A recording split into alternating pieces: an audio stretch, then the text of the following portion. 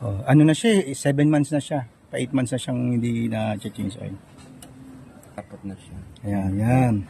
So nakita natin na. Isa pa. Konti eh.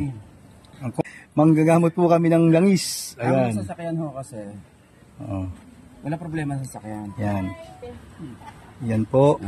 Ayan. Sample natin, papatakan po natin ng isang patak. Itong ano naman. Hindi lang. Isa lang, isang patak lang doon sa gilid para makita nila. Yup. Yan. Yan po yung gagawin sa langis. Ito po yung oil niya ha.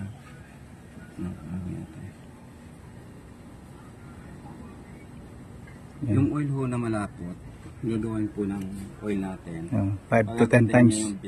Bubuhayin niya yung oil. Ah, okay. Yung patay na oil ay bubuhayin niya. Yan. Ganyan kaganda yung langis mga yun. Yan. Sige, kalat mo maigay sa kamay.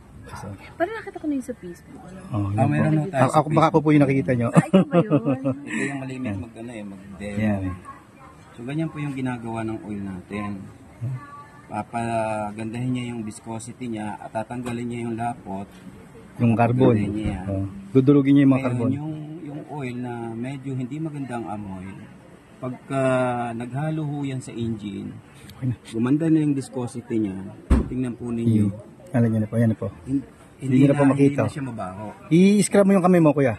Ano mo? Kuskusin mo, dalawang kamay. Kahit yung Yan, hindi na siya yan. mabaho. Yan. Yan, patikitan niyo po yung kamay niyo. Ayan. Yung langis. Ganyan po Yung siya amoy kalinis. Oo, yung Diba? kalsada. Ganyan siya kalinis. Oh, ganyan yung oil kalinis. natin, Non-toxic siya.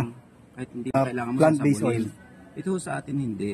Kung wala kayong panglagay sa buhok, kumuha kayo ng langis sa ano, kasi patak niya sa ano, pwede lang BB oil.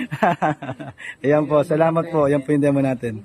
Okay. Salamat po. Ganun, pati